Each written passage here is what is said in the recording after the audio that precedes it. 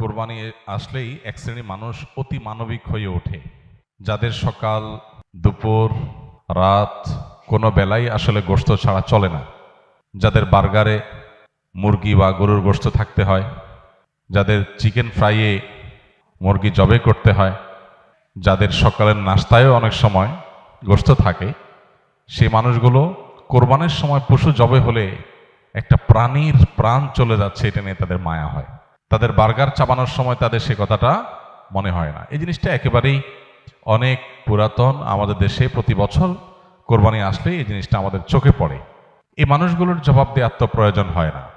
কোরবানির সমালোচনাকারীরা যখন বার্গার খায় তখন তার বার্গারই তার জবাব দেয়, তারা যখন বিরিয়ানি খায় তখন তার বিরিয়ানির গোশতের টুকরাই তার জবাব দেয়। এই পৃথিবীতে মানবতার ভেগদারি মানুষগুলো বেশিরভাগ ক্ষেত্রেই ভণ্ড এবং মুনাফিক এবং প্রতারক। এটা আপনি চোখ কান খুললেই দেখতে পাবেন। আমাদের দেশেও দেখবেন অতি সুশীল, অতি মানবতাবাদী, অতি অধিকার কপচানো মানুষগুলো, তারা দেখবেন সবচেয়ে বেশি অমানুষ এবং সবচেয়ে বেশি অমানবিক কার্যক্রমের সমর্থক। আপনি দেখবেন মুসলমানদের রক্ত নিয়ে যদি হোলি খেলা হয় তারপরও তারা চুপ থাকবে, কিন্তু মুসলমান ছাড়া অন্য কারোর পান থেকে চুন খসলেই তারা সেখানে গেলে রব তোলে।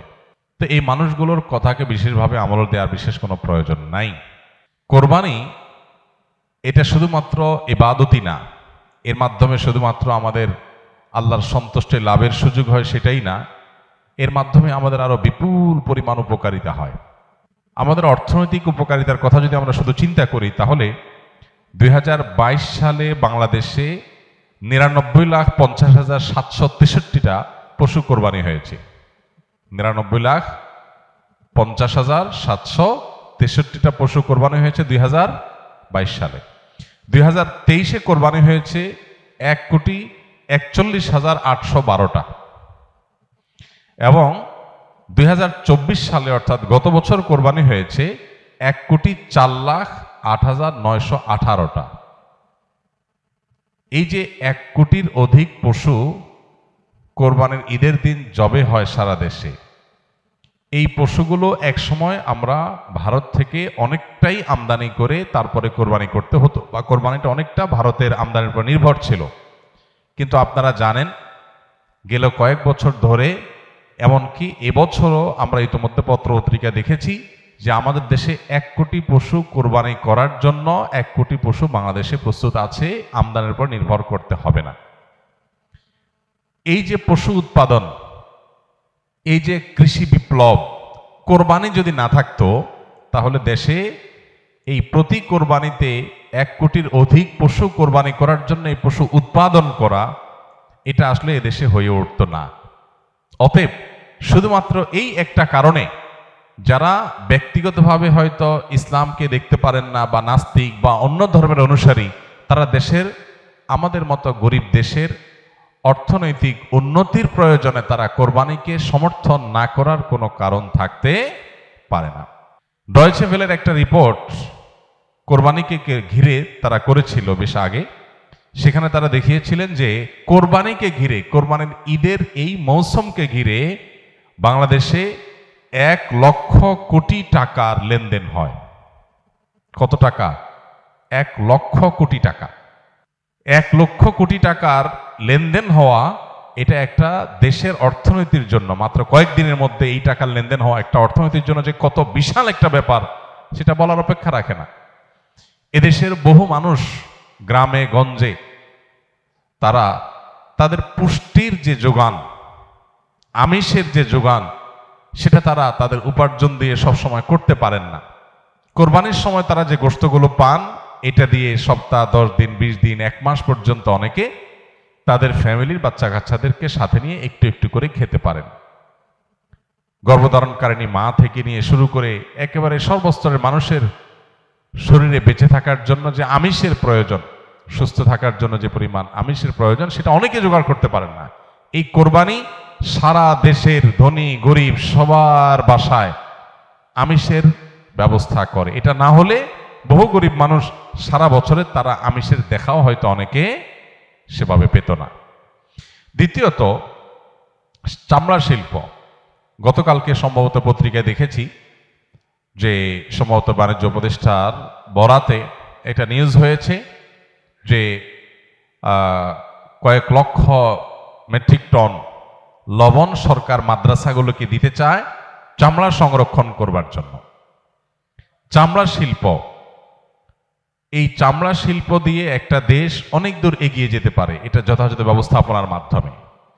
1 কোটি পশু যদি কোরবানি হয় মাত্র ঈদের একটা দিনে বা 2-3 দিনে, তাহলে সেক্ষেত্রে এই 1 কোটি পশুর চামড়া দিয়ে কত কিছু না করা সম্ভব শুধু এটার সঠিক ব্যবস্থাপনা করা গেলে। ইতালি সহ পৃথিবীর অনেক উন্নত দেশ আছে যাদের অর্থনীতির অনেক বড় একটা চালিকা শক্তি হলো তাদের জুতা শিল্প, চামড়া শিল্প। তো সেটার একটা বিরাট সম্ভাবনার দুয়ার উন্মোচন করে এই কোরবানি। তৃতীয়ত, কোরবানিকে ঘিরে এই যে 1 লক্ষ কোটি টাকার লেনদেন হয়, এটা শুধু পশু কেনা বেচার ব্যাপার না, এর সঙ্গে খড় যারা কেনা বেচা করে পশুর খাদ্য হিসাবে, শহরের মানুষ খড় কিনতো না সারা বছর, কিন্তু এই উপলক্ষে অনেক অসহায় গরিব সাধারণ মানুষ, অনেক বেকার যুবকরা খড় কিনে সেটা বিক্রি করে বা খড় সংগ্রহ করে সেটা বিক্রি করে, তাদের উপার্জন হয়। এবং এর সাথে ভুসি, খৈল, এমন মৌসুমি বিভিন্ন ব্যবসা হয়। প্রত্যেকটা পাড়া মহল্লাতে ছোট ছোট যুবকরা, বিভিন্ন যুবকরা ছোট ছোট উদ্যোগ নিয়ে ছোট ছোট পরিসরে তারা দেখা যায় যে কয়েকটা পশু কিনে তারা একটা কোরবানির ছোট হাট করছে বা সেটা কেনাবেচা করছে এবং এর ফলশ্রুতিতে তাদের একটা উপার্জনের মাধ্যম হয়ে যাচ্ছে। ঠিক একইভাবে গোশত কাটার জন্য আপনার কামার যারা, এই কামারদের সারা বছরে সবচেয়ে বেশি ব্যবসা হয়, সবচেয়ে বেশি কেনাবেচা হয়, কাজ পায় তারা কোরবানির মৌসুমে।